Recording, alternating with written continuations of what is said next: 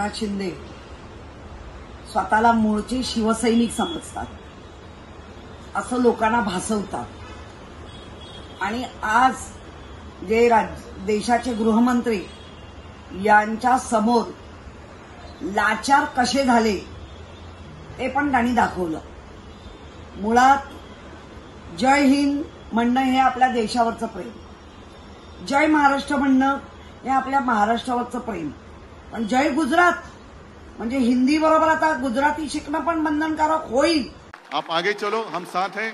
जय हिंद, जय महाराष्ट्र, जय गुजरात। त्यानंतर तुम्ही बाळासाहेबांचे विचार घेऊन चाललो असं कायम लोकांना भासवताय, पण त्या विचारामध्ये जय गुजरात बाळासाहेबांचा कधीच नव्हता। एवं बाळासाहेबांचंच काय, इथे राज्य करणारे आता जे मुख्यमंत्री आहेत, जे आज महाराष्ट्राचे मुख्यमंत्री देवेंद्र फडणवीसजी, हे सुद्धा हे मान्य करणार नाही असा आम्हाला त्यांच्याबद्दलचा भरोसा वाटतो। आप आगे चलो, हम साथ हैं।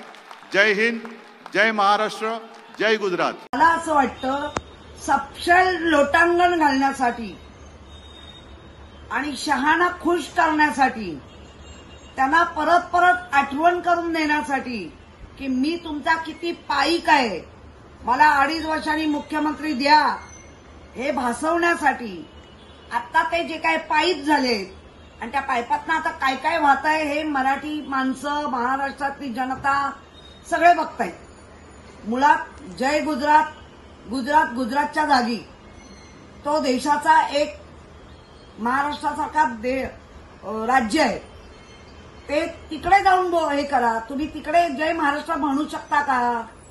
ऐकून घेतील का? का महाराष्ट्रात तुम्ही ही आग लावताय? आप आगे चलो, हम साथ हैं। जय हिंद, जय महाराष्ट्र, जय गुजरात।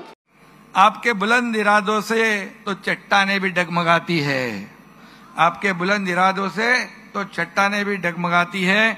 दुश्मन क्या चीज है, तूफान भी अपना रुख बदल देता है।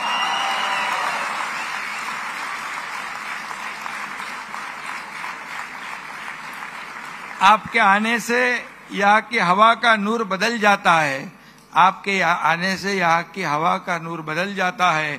आपके नाम से हर शख्स आदब से झुक जाता है। धन्यवाद। जय हिंद, जय महाराष्ट्र, जय गुजरात। आप आगे चलो, हम साथ हैं। जय हिंद, जय महाराष्ट्र, जय गुजरात। आप देख रहे हैं RMC news. Like, share, comment और सब्सक्राइब करना ना भूलें।